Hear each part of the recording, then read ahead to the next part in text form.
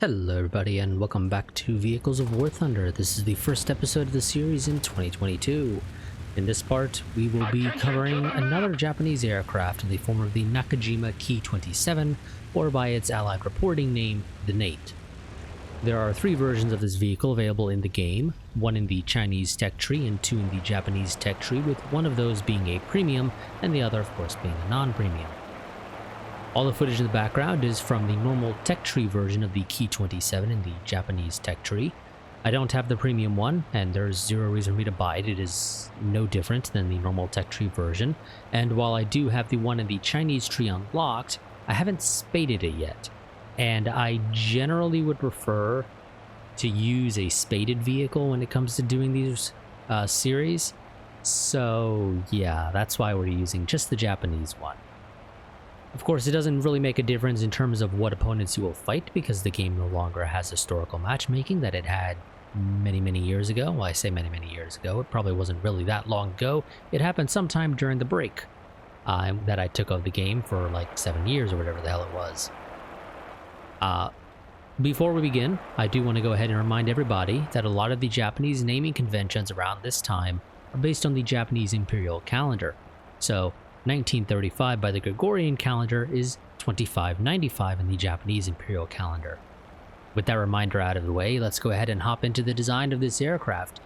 The Ki-27 was the first monoplane fighter to enter service with the Japanese Army Air Force, and it was still one of the most important fighters in Army service, by numbers at least, in December 1941. The development of the Ki-27 goes as follows. During the 1920s and 1930s, the Japanese Army held several competitions to decide on aircraft to use.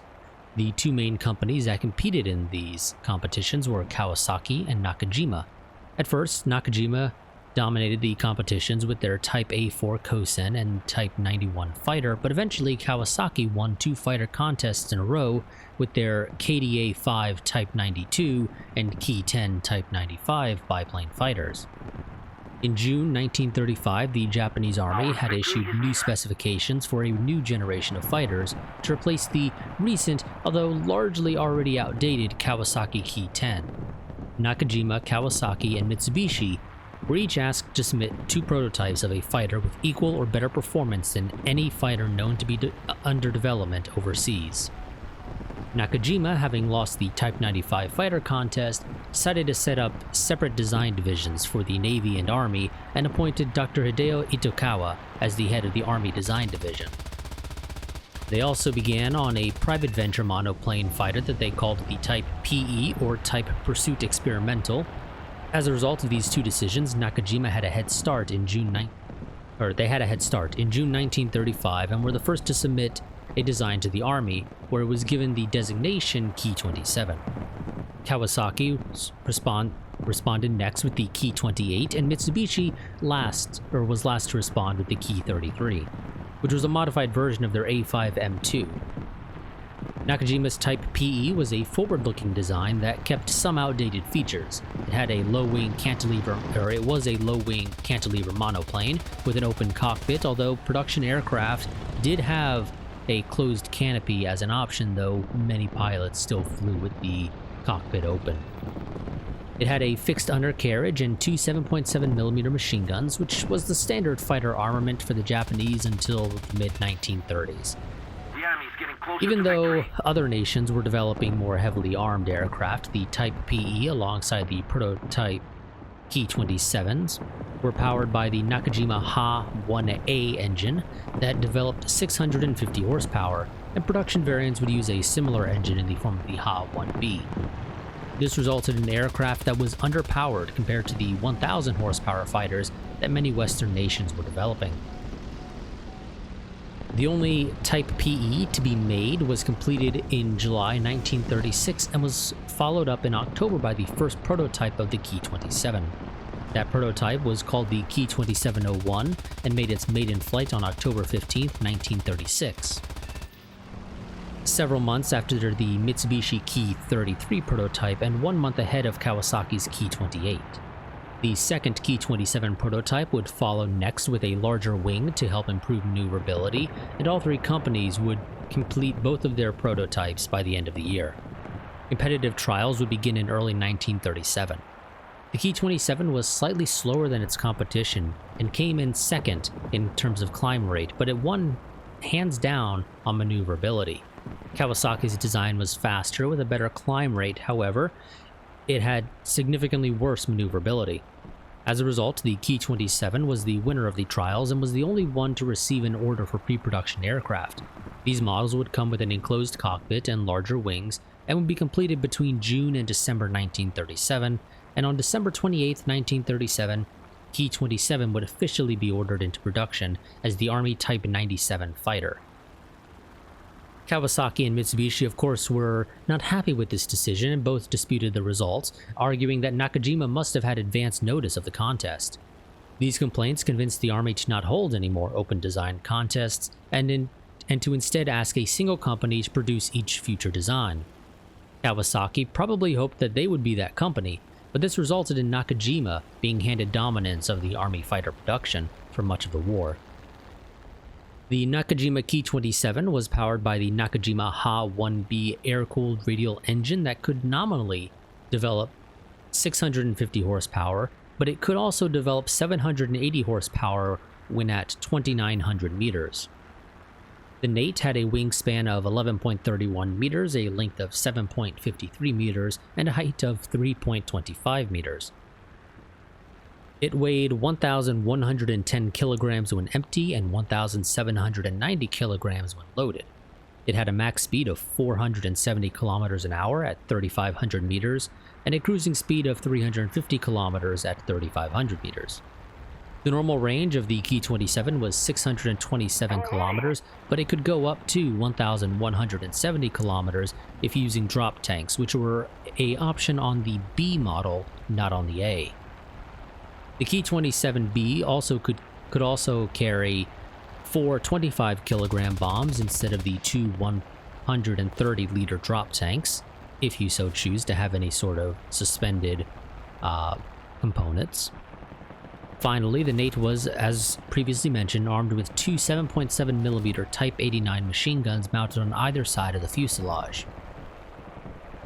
Before we get into the service record of the Ki-27, let's go ahead and talk about the variants. The first production model was designated as the Ki-27A, which had the larger wings of the pre-production aircraft, specifically the second prototype, but the cockpit had a conventional windshield with the rear of the cockpit being covered in metal. This was followed in 1939 with the Ki-27B, which retained the same engine, wings, and armament, but as mentioned, was capable of carrying bombs. It also had a completely glazed cockpit. This was then followed up by the Ki-27 Kai in 1940 because the new Ki-43 was not quite living up to expectations. This variant was quite a bit faster than the other variants with a top speed of around 474 kilometers an hour. However, only 2 were ever built because the project was cancelled once the problems with the Ki-43 were dealt with. None of my sources refer to any of the Ki-27 variants as the Ki-27 Otsu like they are in-game. I assume this is a difference in how Gaijin and my sources decided to refer to the variants, but considering the cockpit used on the in-game model is a full cockpit instead of just a windscreen, I'm going to assume that the version in-game is supposed to be the Ki-27B. And it should be noted that in-game, you lack the ability to carry the suspended ordnance of 4 25-kilogram bombs. I mean, they're not the best bombs, but hey, they're an option for reserve ground RB. But like I said, unless I somehow missed it in game, you do not have the option of carrying those. So it is a bit of a discrepancy between what my sources say and Gaijin's implementation of the vehicle in question. Across all of these variants, 2,000 were manufactured by Nakajima themselves, and nearly 1,400 were produced by the Manchurian-based Mansui Ikoki Seizo, which I might have mispronounced that, I guarantee. Now let's go ahead and hop into how the aircraft handled when it entered service. The Ki-27 entered frontline service just as the Japanese Army Air Force was going through a major reorganization. Until 1937, the Japanese Army Air Force was organized as air regiments, which with each consisting of a mix of fighters, bombers, reconnaissance aircraft, and transports. This changed, however, because of combat experience in China suggesting that this wasn't a particularly good structure for your Air Force. As a result of this reorganization, air regiments were split up into sentais, which can generally be translated to things like squadron, group, or wing. A fighter sentai was made up of 3 companies of 12 aircraft, making them equivalent to a U.S. Army Air Force fighter group of 3 squadrons. The first Ki-27 would enter service with the 59th Sentai on July 1, 1938 at Kagamigahara, Japan. In late summer 1938, the Ki-27 would enter combat in northern and central China, where it helped the Japanese gain air superiority, defeating the Curtiss Hawk 3s of the Chinese Air Force, and it would continue to control the skies over China into 1939. The Ki-27 would also see combat against the Soviet Air Force in various border clashes, also in the summer of 1938, and suffered some small-scale losses and large-scale claims on both sides. It would also see combat in a larger-scale conflict with the Soviets, where it would prove superior to the Parkov I-15 BIS biplane. However, the I-153 would cause some problems. The Poliparkov I-16, however, would prove to be a serious threat to the Ki-27. This conflict, the Soviets would help provide many Japanese pilots with their first real combat experience. By December 1941, the Ki-27 was already obsolete by world standards, but was still important to the Japanese Army. A handful of Nakajima Ki-43s and Ki-44s had reached the front lines, but most of the Japanese fighters in Malay, Burma, and the Philippines were still the older Ki-27.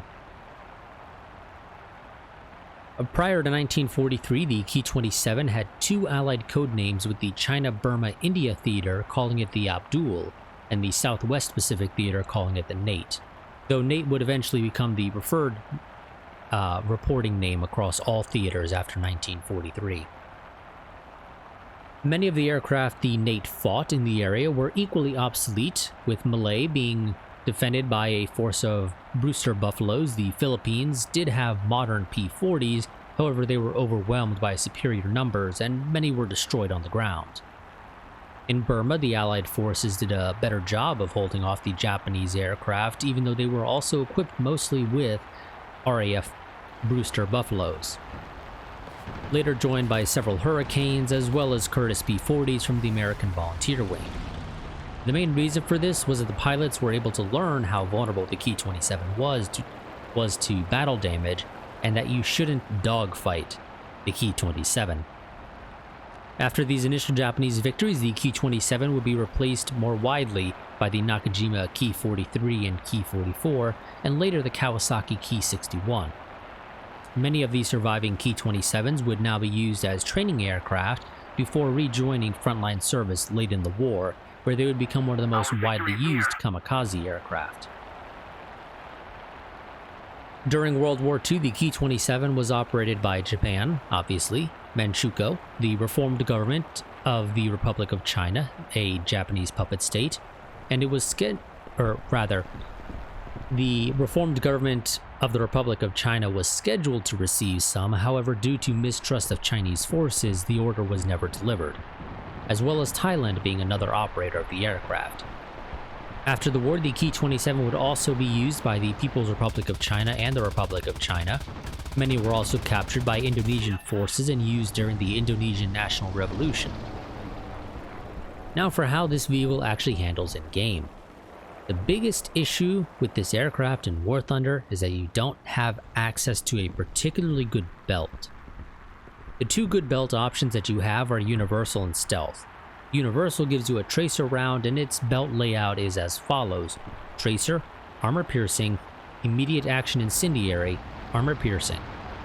Stealth, on the other hand, removes the tracer, obviously, and its belt layout is as follows: Incendiary, Armor Piercing, Armor Piercing, Armor Piercing, Immediate Action Incendiary.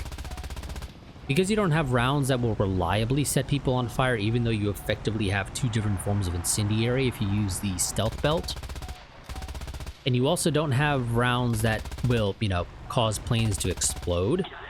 Admittedly, this is low tier, so no country really has things like that, with the exception of the MiG-3, I want to say, being a pretty dangerous aircraft for this battle rating, especially because it also gets an air start. But as I was saying, you don't have rounds that will reliably set people on fire, nor do you have rounds with some sort of explosive capability to just blow bits off of a plane. You're going to effectively be relying on death by 1,000 paper cuts to kill most enemies, which admittedly, again, is a common issue with many of these low-tier aircraft for many countries. And of course, this is with the exception of the odd pilot snipe that you might get periodically. So, in general, the belt with the most armor piercing is going to be the better choice. So I would advise using the stealth belt, unless you really need the tracer round. Admittedly, you're probably not going to be flying these enough to where, unless you just enjoy flying it, you're generally unlikely to really be playing this aircraft to the point where you will get so used to how the round or how the guns handle using the tracer that you'll just say, I'm going to switch to stealth now, and you just continue grinding out the tech tree or whatever using stealth belts on this thing. I imagine most people will probably only end up playing a handful of matches realistically in this thing, and probably not stick with it, except for maybe periodic visits back to it after they get past it. I know that's how it is with me with a lot of vehicles. I don't typically revisit them, especially if it's one that I didn't really enjoy. But moving on. Beyond the lackluster guns and belts, because again, you only have 2 guns, and they're not particularly great guns, 7.7 is, in my experience, a terrible round. With the exception of the Italian ones, which are actually pretty deadly. In fact, as I mentioned in the past, a general rule of thumb, anything less than a 12.7 is, in my opinion, a crappy round. Anything less than 12.7 is not reliable in my experience, with the exception of the Italians. That's only up until a certain point when they stop being particularly effective. But like I said, beyond the lackluster guns and belt, this aircraft doesn't really have anything bad about it except for those 2 things. It's a pretty fast aircraft for its battle rating. It has a really nice climb rate for a vehicle at its battle rating, especially since at low tier, a decent number of players don't actually really try to climb much. So you can climb at a 20-degree angle, and you should have zero problem very quickly getting above most of the enemies you're going to be running into. And I would highly recommend that you do that. That you climb. Obviously not forever. Probably climb until around 3,000-4,000 meters.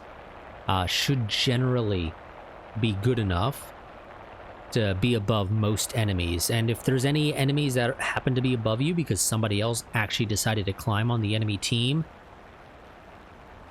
if you're lucky, they're an idiot who will try to dogfight you, in which case you'll win. It may take you a lot of rounds to kill them, potentially, but you should win that without too much of an issue.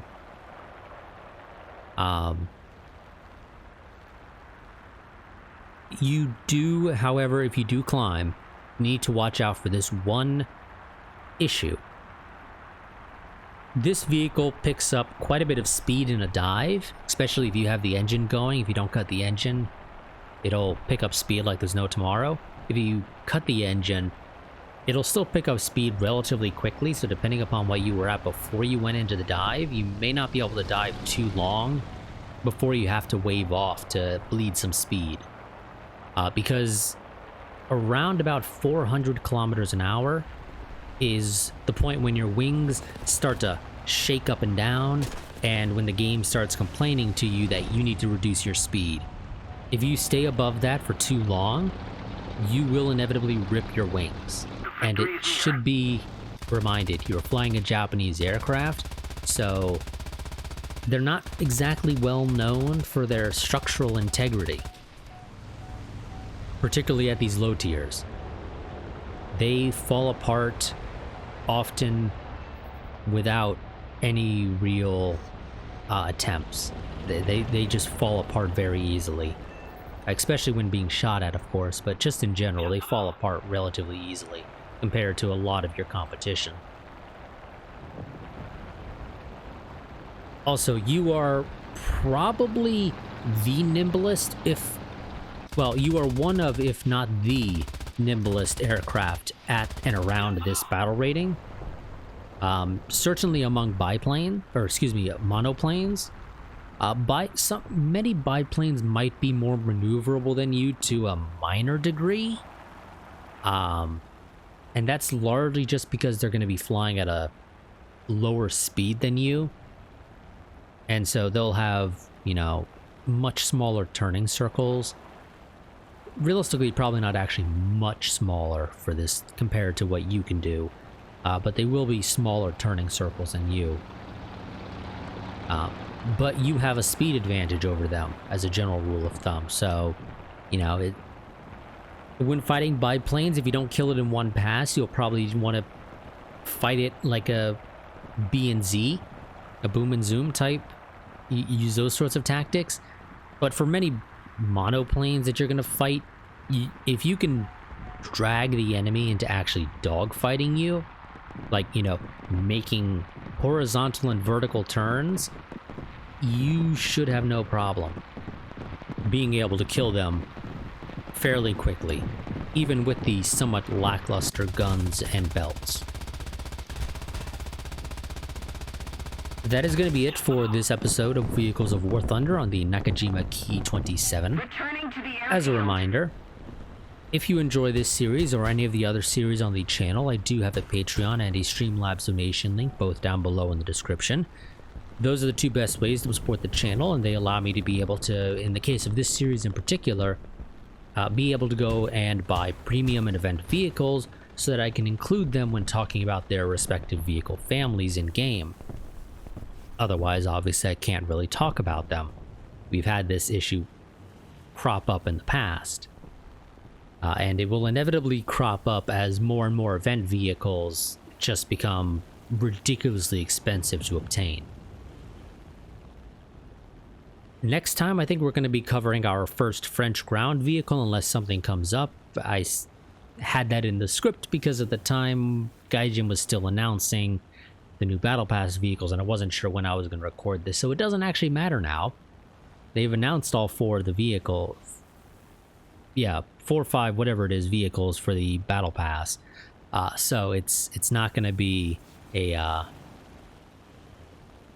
we don't got to worry about it potentially being like a low-tier French vehicle that I was going to be covering. So we're going to be covering the French ground vehicles. As per usual, we'll be starting with the reserves when we do that. So I've actually already recorded the gameplay. It, in my opinion, was a pretty damn good game. Sadly, the recording's not the greatest because of just OBS sometimes being kind of crap. When recording resource-intensive games like War Thunder. So it's not the smoothest footage. We'll see if I get a really good match again at a different time when OBS is wanting to be more cooperative in recording. But nonetheless, we're going to be covering actually the Hotchkiss H35 and the H39 next time. So I will see you all then. Until then, oh, quick reminder as well that I also have a Discord. You can find a link to that as well down in the description if you want to stay up to date with what's going on with the channel. That is my go-to place for posting about just various channel updates, you know, changes to my recording schedule, streaming schedule, whatever the case may be. So I'll see you all next time. Until then, goodbye and farewell.